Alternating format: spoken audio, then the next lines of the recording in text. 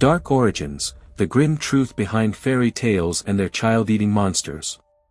Fairy tales, often viewed today as innocent stories for children, were once much darker, filled with violence, suffering, and death. Among the most unsettling motifs are characters who threaten to or actually eat children, such as the witch in Hansel and Gretel or the ogre in Jack and the Beanstalk. Far from mere fantasy, these grim figures may reflect real fears and societal conditions of the past. This video explores the roots of fairy tales, examining why such horrific elements emerged and whether they are connected to historical hardships like famine, war, or social unrest. Origins of fairy tales. Many fairy tales predate written history and were passed down orally.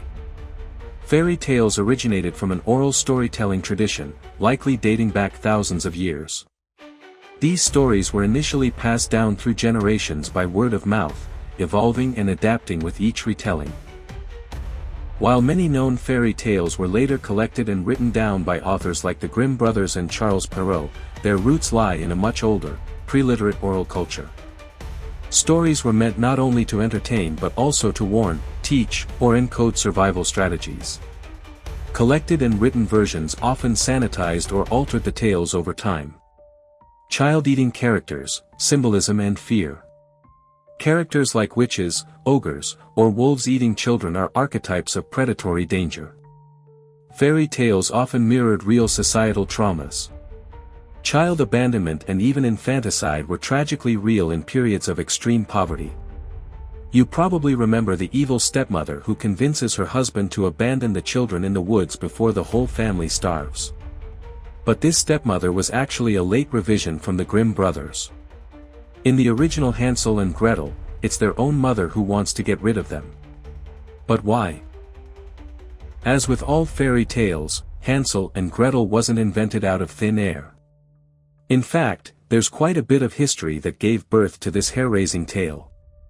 While most of us have heard of the Black Death pandemic that swept Europe in 1347, the plague often overshadows another devastating event, the Great Famine of 1315 to 1317.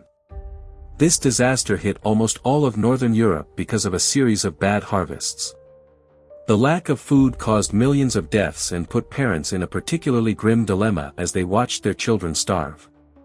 During this time, many German parents abandoned or sold children they couldn't feed, and practices like infanticide and cannibalism became tragically common.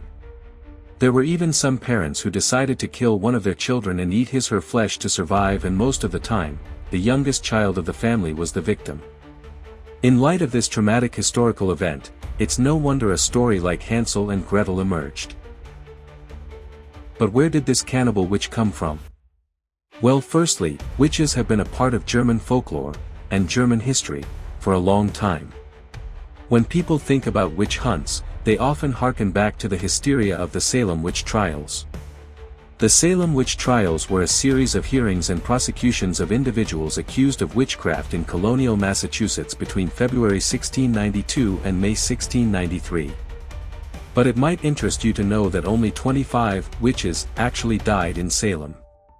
In contrast, the witch hunts of Germany during the Middle Ages killed an estimated 40,000 victims by burning them at the stake. Clearly the fear of dark magic and evil women was rampant in medieval Germany, but where did the bit about witches eating children come from? Fairy tale monsters devouring children is far from a new thing. In fact, one of the most classic German monsters is the Kindlerfresser or child eater. This character is basically the German boogeyman, a ferocious ogre who carries a bag of kidnapped babies to snack on.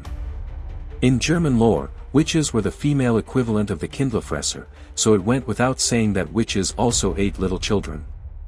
Cannibal witches were a thing in Germany centuries or even millennia before the Grimm brothers wrote Hansel and Gretel. In some cultures, stories were cautionary. Don't stray from the path, like the story of Little Red Riding Hood. Beware of strangers, in the story of Bluebeard. Or obey your parents, in the tale of the Pied Piper. Children symbolized innocence but were also vulnerable, both physically and legally. And these stories were made to warn them of the dangers of that time. These stories also gave voice to collective fears, including parental guilt, loss, or violence within the home, which occurred a lot. Modern sanitization. Walt Disney removed much of the violence and horror in the animations in 20th century adaptations. However, interest in the darker versions written by Grimm brothers persists.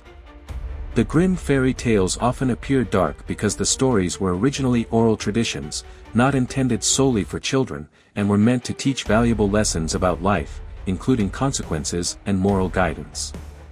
These tales served as entertainment, education, and a way to pass down cultural norms. As we said, the grotesque elements in early fairy tales, especially child-eating villains, are not mere literary quirks but echoes of a darker human past. These stories served as both moral instruction and emotional outlets in times of great fear and instability. In examining their roots, we confront not just myth, but the harsh realities that gave rise to such enduring nightmares. We hope you have enjoyed watching the video.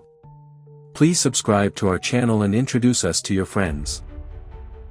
Your support gives us more motivation in making new videos. Thank you.